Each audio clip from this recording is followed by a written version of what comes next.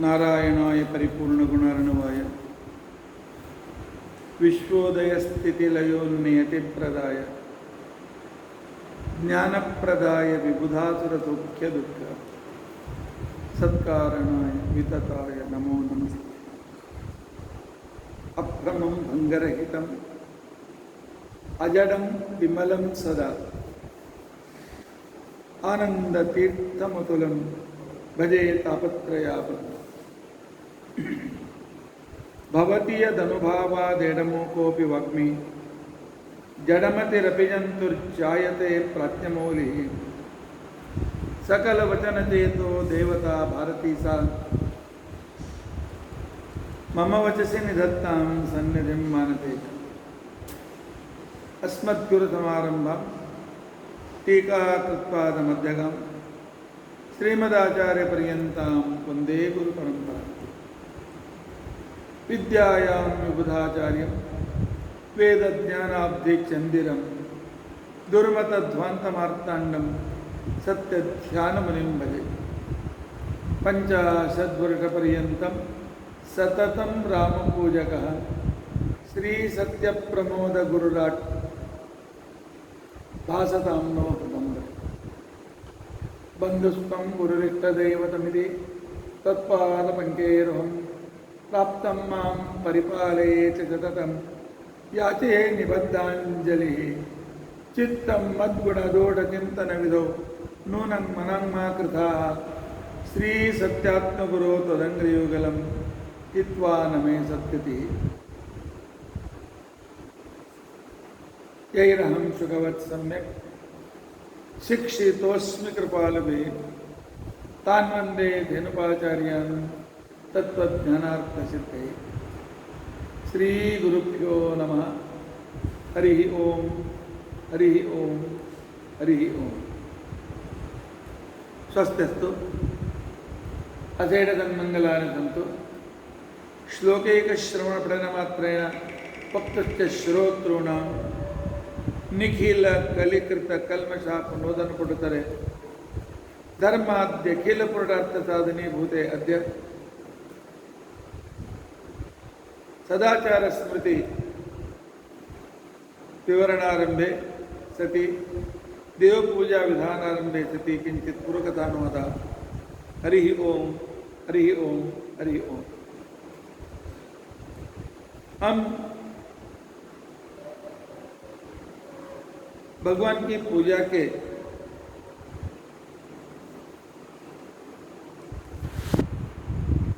विशेष अनिवार्य द्रव्यों के बारे में हम सोच रहे थे, उसका चिंतन कर रहे थे।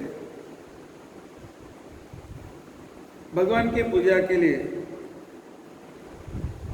अर्थात विष्णु भगवान की पूजा के लिए स्वाभाविक प्रतिमा है शालिग्राम। शालिग्राम का मतलब नेपाल के गंडकी नदी में जो शिलाएं भेटती हैं, मिलती हैं, वे काले होते हैं और बीच में छिद्र होता है, उसके अंदर चक्र होता है।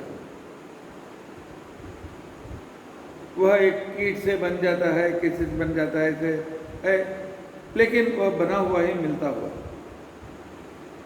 पद्म पुराण कहता है ऐसे इस शालिग्राम शिला को रोज जो पूजा करेगा उसे मन शुद्ध होकर के भगवान में ज्ञान भक्ति वैराग्य उत्पन्न होकर के तो मोक्ष चला जाएगा, फिर इस संसार में नहीं आएगा। तात्पर्य इतना बड़ा पुण्य उस शालिग्राम शिला से हमें प्राप्त होता है। शालिग्राम शिला दो तरह की होती है,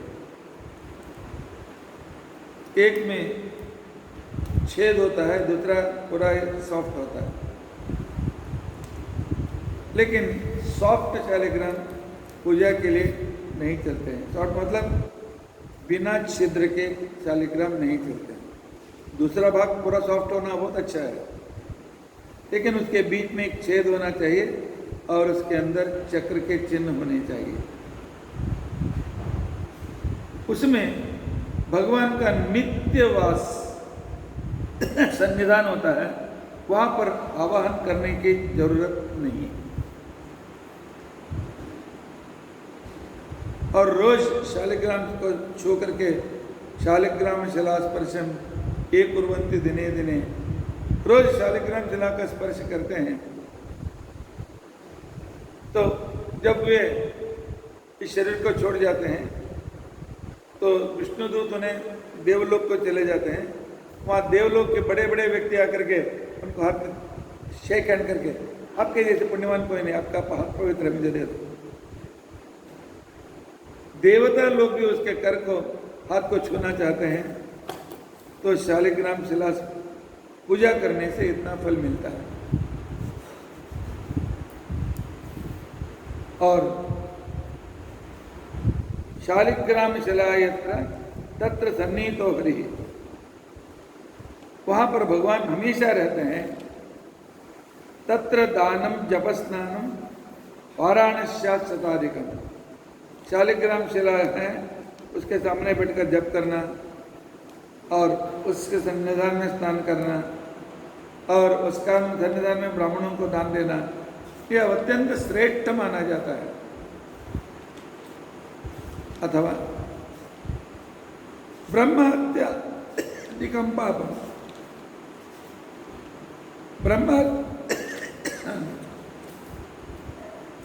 ब्रह्महत्या पाप, हम कितनी भी संख्या का हो कर सकते हैं, लेकिन 2 नहीं होना चाहिए, 1, 3, 4, 5 इस तरह होना चाहिए। और शालिग्राम शिला में कुछ शिल्पी पीछे चक्र रहता है और उसके बाद में उसके अनेक तरह की मूर्तियां बनाते हैं, वह अत्यंत श्रेष्ठ माना जाता है। और ऐसे कितनी भी संख्या के शालिग्राम को हम पूजा कर सकते हैं। शालिग्राम जब टूट जाता है, एक चक्र ऊपर एक नीचे रहता है, टूट जाता है तो अलग अलग होता है, तो उसे चक्रांकित के रूप से अर्थात सुदर्शन शालिग्राम के रूप से हम उसकी पूजा कर सकते हैं। शालिग्राम वह कुछ चमकने वाला काला रंग उसको हो तो वह अत्यंत श्रेष्ठ माना जाता है। अर्थात उसको स्वाभाविक तेल लगाकर चमका सकते हैं ऐसा नहीं, वह स्वाभाविक कितना सॉफ्ट होता है तो चमकता रहता है और काला रहता है, वह शालिग्राम अत्यंत श्रेष्ठ या कीर्तिदायक माना जाता है। उसमें कहीं थोड़ा सफेद की छाया उसमें दिखाई देगी, वह शालिग्राम पापनाशक माना जाता है। शालिग्राम की शिला में कुछ पीलापन आ गया तो उसका संतानप्रद माना जाता है, उसकी पूजा करने से अत्यंत संतान प्राप्त होते हैं। काला और नीले के बीच में जो शालिग्राम होते हैं उससे संपत्ति प्राप्त होती है, और लेकिन वह लाल नहीं होना चाहिए, शालिग्राम उबड़ खाबड़ नहीं होना चाहिए। लाल हो तो वह रोग का कारण बनता है और वह उबड़ खाबड़ है तो हमारी चिंताओं को बढ़ाता है, और वह तिरछा तिरछा ऐसा घुमा हुआ हो तो वह भी पूजा के लिए योग्य नहीं है, वह हमें दरिद्रता ला कर देता है। ऐसी शालिग्रामों की पूजा में नहीं करना है। शालिग्राम राउंड है, गोल है, उसके बीच में एक मुंह है, उसके अंदर नीचे एक ऐसा चक्र सुदर्शन चक्र है, ऊपर एक सुदर्शन चक्र है, दोनों आमने सामने हैं। तो वह शालिग्राम नीचे ऊपर है। उस शालिग्राम को वासुदेव शालिग्राम कहा जाता है। और जहाँ वासुदेव शालिग्राम की पूजा होती है वहाँ पर अन्न की कमी कभी नहीं होती। कितने लोग आए तो भी उनको अन्न वहाँ पर मिल जाता है, आराम से हम उन लोगों को खिला सकते हैं। और शालिग्राम राउंड है, लेकिन लेफ्ट साइड या राइट साइड में चक्र है, ऊपर नीचे नहीं है। अथवा आजू बाजू में एक चक्र है तो उसे वराह शालिग्राम माना जाता है। और दो आजू बाजू में चक्र हैं, ये बाजू में एक बाजू में, ऊपर नीचे नहीं। ऐसा है तो उसे गोपाल कृष्ण शालिग्राम इस तरह कहते हैं। शालिग्राम गोल है, लेकिन उसका छिद्र इतना मुंह खोलने के जैसे बड़ा है। अर्थात कितना शालिग्राम है तो उसका आधा के इतना बड़ा मुंह है, और दो चक्र उसमें हैं ऊपर नीचे। वह नृसिंह शालिग्राम माना जाता है। उसमें अनेक प्रभेद है, लेकिन इतना तो अवश्य रूप से जान लीजिए। शालिग्राम ऐसा थोड़ा घोड़े के मुंह के जैसा है, और उसमें वदन में चक्र हैं, तो वह हयग्रीव शालिग्राम माना जाता है। और हयग्रीव शालिग्राम ज्ञान की अभिवृद्धि करती है, वह अत्यंत श्रेष्ठ मानी जाती है। शालिग्राम में दो चक्र हैं, एक ही मुंह है, लेकिन उसमें कोई सफ़ेद रेखा या यहाँ से वहाँ तक एक रेखा के जैसे आया हुआ है, सफ़ेद या शिला का ही रेखा आ गया है। तो ऐसे शालिग्राम को हम दधिवामन शालिग्राम कहते हैं। मेखला मतलब मुंह, उसके चारों ऐसा फिर एक पट्टी आई हुई है, वह दधिवामन शालिग्राम, दधिवामन शालिग्राम माना जाता है। अत्यंत श्रेष्ठ उसे कहते हैं। और एक शालिग्राम दो चक्र नीचे दो चक्र ऊपर हैं, तो ऐसे शालिग्राम को लक्ष्मी नारायण शालिग्राम माना जाता है, जिसमें 4 चक्र होते हैं। शालिग्राम को एक ही मुंह है, लेकिन ऊपर ही 4 चक्र हैं अंदर ही अंदर, तो उसे कामधेनु लक्ष्मी नारायण शालिग्राम माना जाता है। बहुत कम मिलता है, और उससे जो चाहिए उसके सामने इच्छा पूर्त हो जाती है। शालिग्राम में 2 मुंह होते हैं, दोनों मुंह में ऊपर नीचे 2 चक्र होते हैं, एक मुंह में भी दूसरे मुंह में भी। तो ऐसा जो शालिग्राम है उसे भंडार लक्ष्मी नारायण समेत शालिग्राम माना जाता है।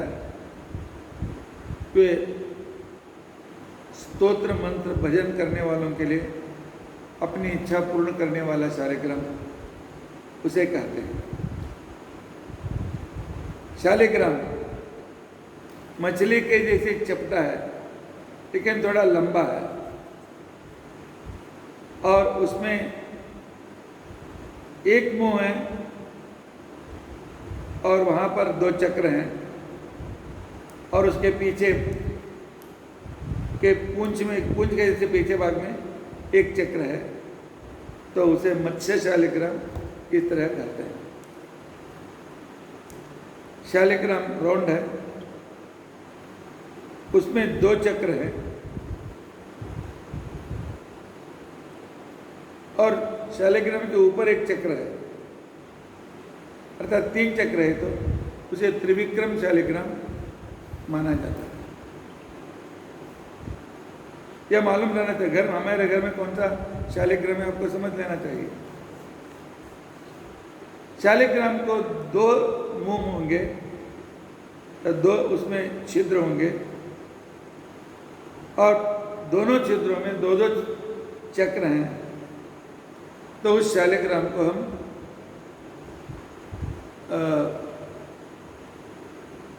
जनार्दन शालिग्राम इस तरह कहते हैं।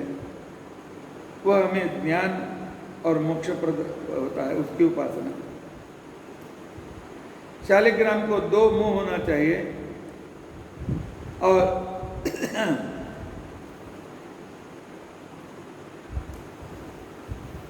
दोनों मुंह में 2-2 शालिग्राम और दूसरी ओर एक शालिग्राम, अर्थात दूसरी ओर एक चक्र। ऐसा 5 चक्र वाला शालिग्राम जो है उसे पट्टाभिषिक्त राम, तो पट्टाभिषेक राम शालिग्राम ऐसा माना जाता है।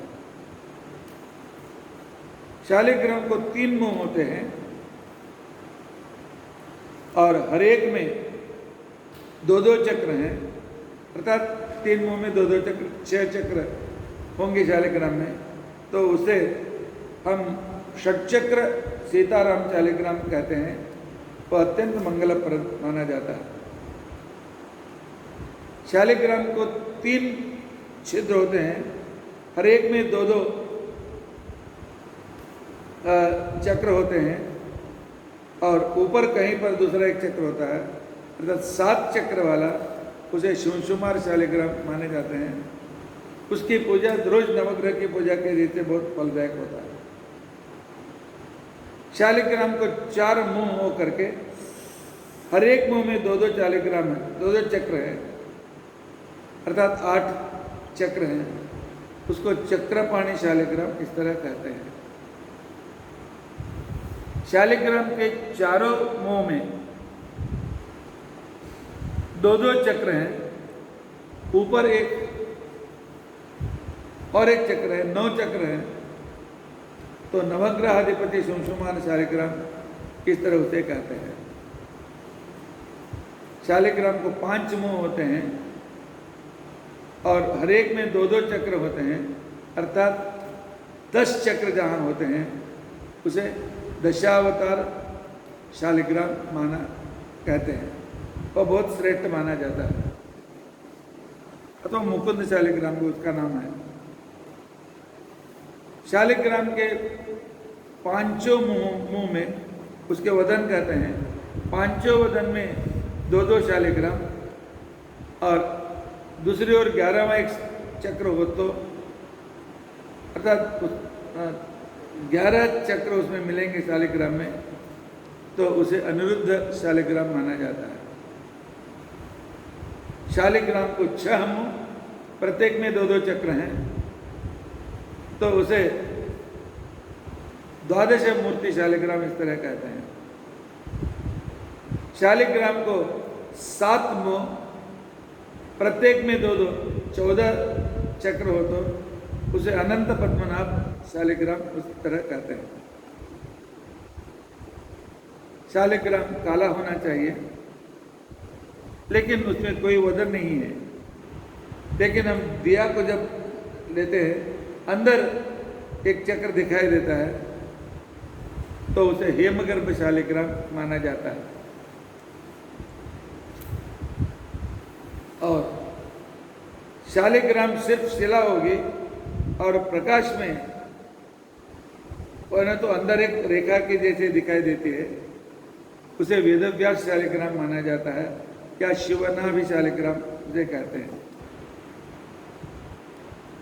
तो एक घर में 12 शालिग्राम है, तो वह घर क्षेत्र, तीर्थ क्षेत्र माना जाता है और उस घर में हमेशा भगवान का वास रहता है।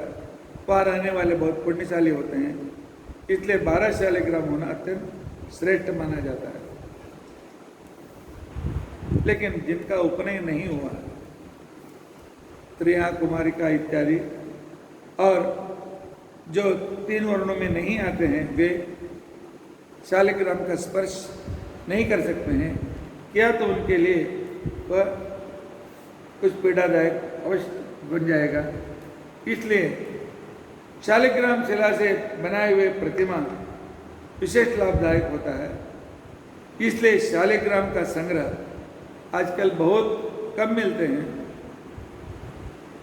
पहले क्या करते थे कि नेपाल से, यहाँ से यात्रिक आते थे, अपने साथ क्या क्षत्रिय वैश्य को भी अधिकार, क्षत्रिय और वैश्य को अधिकार, क्षेत्र क्षत्रिय तीनों वर्णों का अधिकार। और इस तरह के शालोग्रामों को बोले आते थे, वे हमारे से कुछ सहायता लेकर के शालिग्राम देकर जाते थे। आजकल नेपाल गवर्नमेंट का बैनिंग है, गवर्नमेंट के परमिशन से शालिग्राम मिलते हैं। और आज का युग भी बहुत कृत्रिम युग है, मशीन से भी शालिग्राम बनाना शुरू हो चुका है। तो वैसे जो शालिग्राम होते हैं वे शालिग्राम पूजनीय नहीं होते हैं, यह ध्यान देना अत्यंत आवश्यक है। शालिग्राम के साथ, आज शालिग्राम बहुत कम मिलते हैं, ठीक है, शक्य तो शालिग्राम को खरीद कर नहीं लेना चाहिए। खरीद कर लिया शालिग्राम, बेचने वाले को और लेने वालों को शुभदायक नहीं माना जाता है। लेकिन शालिग्राम में बने आकृतियों से युक्त शालिग्राम जो होते हैं उसे खरीद सकते हैं। और दूसरी तरह के एक शालिग्राम मिलता है जो द्वारिका नदी में बहुत मिलता है। आप नीचे जाएंगे तो हाथ भर से उन टुकड़ों को लेकर आ जाते हैं, उसे चक्रांकित कहते हैं। शालिग्राम को जितना महत्व है उतना ही चक्रांकित है। लेकिन एक चक्रांकित कैसे होना चाहिए? जितना शालिग्राम उसका डबल चक्रांकित होना चाहिए। एक शालिग्राम है तो 2, 3 नहीं तो 6, इस तरह कम से कम 2 तो होना बहुत अनिवार्य है। 2 चक्रांकित पूजा के लिए अत्यंत आवश्यक है। और उसके बाद तीर्थ बनने के लिए एक होगा शालिग्राम हो गया, 2 चक्रांकित हो गए। भगवान श्री कृष्ण की एक मूर्ति अनिवार्य है, क्योंकि हम कलियुगों के आराध्य देवता श्री कृष्ण हैं। एक श्री कृष्ण की प्रतिमा होना बहुत जरूरी है। उसके बाद विष्णुपाद, गया में विष्णुपाद के चित्र के तांबे चांदी का कुछ ऐसा विष्णुपाद मिलते हैं, तो वे भी अत्यंत श्रेष्ठ और पूजनीय माने जाते हैं। और उसके बाद एक शिवकुमार की मूर्ति जो बिच्छू के जैसे वो मूर्ति बनाई जाती है, ऊपर भगवान का मुंह बनाया जाता है, जो सभी ग्रहों को कंट्रोल करने वाला है। तो इस तरह तीर्थ होने के लिए 5 या 6 अत्यंत अनिवार्य है, नहीं तो वो चरणामृत में नहीं माना जाता। भगवान का चरणामृत अर्थात अथवा तीर्थ उसे कहना है, तो उस समय तो 5 और 6वां है तो और ठीक आवश्यकता है। एक शालिग्राम, 2 नंबर, उसमें 2 चक्रांकित, क्योंकि वो एक सफेद पत्थर होते हैं, उसमें चक्र के जैसे छिद्र होते हैं, अंदर चक्र के जैसे हुआ हो जाता है। बहुत सारे मिलते हैं, द्वारका जाकर आराम से लेकर आ सकते हैं। और तीसरा है भगवान श्री कृष्ण की मूर्ति। और चौथा है सुदर्शन शालिग्राम, एक ही चक्र का एक शालिग्राम। और 5वां है विष्णुपाद। और 6वां मिला तो शिवकुमार प्रतिमा। इतने सेवक, इनके 5 का अभिषेक ही तीर्थ माना जाता है। ये 5 रहना अत्यंत आवश्यक होता है। और इसी के द्वारा हम भगवान के तीर्थ को, भगवान को चरणामृत पान के जैसे वह गंगामृत पान के जैसे अत्यंत श्रेष्ठ माना जाता है। और मरते समय उसके जो भी अभिभावक हैं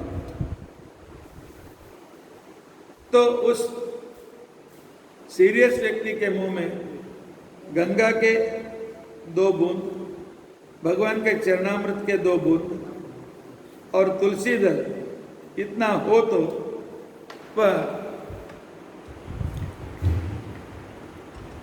अत्यंत सद्गति को प्राप्त करता है कि उसे ऐसे ही चक्रांकित कहते हैं।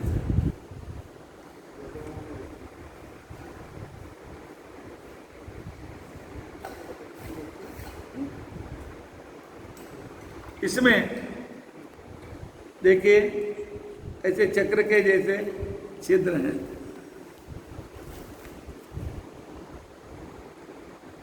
और इसे सुदर्शन चक्र कहते हैं। शालिग्राम के पत्थर है लेकिन एक ही चक्र है, इसे सुदर्शन शालिग्राम कहते हैं। चक्रांकित और सुदर्शन शालिग्राम, लेकिन इनको पेटी में नहीं रखना है, रोज पूजा करना है।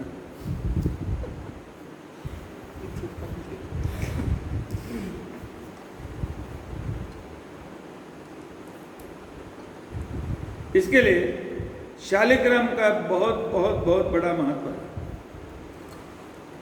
इसके लिए जिनके घर में शालिग्राम है अवश्य पूजा कीजिए। शालिग्रामोद्भवो देवो यत्र द्वारावती भवः, कृष्णामृत महारणों में आचार्य जी कहते हैं द्वारका में मिलने वाले जो सफ़ेद सफ़ेद चक्रों से युक्त जो चक्रांकित हैं, 2 चक्रांकित 1 शालिग्राम, समझ लो उसको मुक्ति मिल गई, अर्थात वह भगवान का भक्त बनेगा। पूजा किया तो शोकेस में रखा तो भगवान भी उसे भी शोपीस बना देते हैं, उसे भी शोकेस में रख देते हैं। तो इसके लिए ये तीनों की बहुत आवश्यकता होती है। इसलिए शालिग्राम समापूजा खंडिते त्रुटिते भग्ने शालिग्रामे नदोढ़ भाग, पद्म पुराण में है। शालिग्राम कभी नीचे गिरकर टूट गया तो दोनों भागों को रखकर पूजा की, कोई दोष उससे प्राप्त नहीं होता है। उसे अति में अपने पास रखना अत्यंत श्रेष्ठ महत्वपूर्ण माना जाता है। शालिग्राम शिला यत्र तत्र सन्निहितो हरि, शालिग्राम शिला है, वहां पर भगवान साक्षात रूप में है। इन्हें हमें आवाहन करने की जरूरत नहीं है। जैसे हम किसी मूर्ति में आवाहन करते हैं, इस तरह शालिग्राम, चक्रांकित, सुदर्शन शालिग्राम और कृष्ण की छोटी सी मूर्ति, जो मूर्ति मूठ में अंदर आना चाहिए, मूठ के बाहर बड़ा नहीं होना चाहिए, वह मूर्ति, और छोटा सा हाथ में मूठ में आने वाला विष्णुपाद और छोटी सी मूर्ति हाथ में आनी चाहिए। उनको फिर आवाहन और इत्यादि रोज करने की जरूरत नहीं है। तो उनमें भगवान समय हमेशा हमेशा के लिए रहते हैं। तो जो व्यक्ति विष्णु भक्त है उसके लिए ये अत्यंत अनिवार्य है, क्योंकि इससे बना वो चरणामृत जो है, इससे बना जो तीर्थ है, यह चरणामृत तीर्थ हमारे लिए अत्यंत पवित्र और अत्यंत सुखदायक, अत्यंत श्रेष्ठदायक माना जाता है। और दूसरी वस्तु कौन सी चाहिए उसके बारे में हम कल समझने की कोशिश करेंगे। आज का प्रवचन बार बार सुनिए। आपके घर में जो शालिग्राम है वह कौन सा है आपको समझ में आएगा। नहीं समझ में आएगा तो जो शालिग्राम के लक्षण को जानने वाले हैं तो उन्हें दिखा करके उनसे पूजा दिखा करके आप रोज पूजा कर सकते हैं, तो अवश्य कीजिए। लेकिन इसके साथ एक बात हम बार बार देखते हैं, कुछ लोगों को शालिग्राम पूजा करने की इच्छा होती है, नहीं मिलती, तो वे क्या करते हैं, जब दूसरे घर में पूजा जाते हैं वहाँ पर शालिग्राम चोरी करके लेके आते हैं। गांव में तो बहुत पहले ऐसा होता था, अभी बहुत कम है, आज पूजा करने वाले भी नहीं है। लेकिन चोरी की हुई मूर्ति, चोरी किया हुआ शालिग्राम, चोरी किया हुआ चक्रांकित उस आदमी को जन्म जन्मांतर को दरिद्र बना करके दुखी बना दे। जब दूसरी वस्तु को चोरी नहीं करना है तो भगवान को हम चोरी करेंगे तो क्या भगवान कभी क्षमा करेगा? नहीं। चौर्या रतानी यानिश्यो, अरे चोरी कर से तुलसी भी लेके आएंगे, चोरी कर से फूल भी लेकर आएंगे तो भगवान उसे स्वीकार नहीं करेंगे। इसलिए नहीं है, भगवान का नामस्मरण कीजिए, जो प्रतिमा पूजा कीजिए, मिला बहुत खुश है, बहुत अच्छा है, भगवान के अनुग्रह से उसकी पूजा करते रहिए और भगवान का अनुग्रह प्राप्त करते रहिए। और दूसरे वस्तुओं के बारे में हम कल सोचेंगे और समझने की कोशिश करेंगे। श्री कृष्णार्पणमस्तु।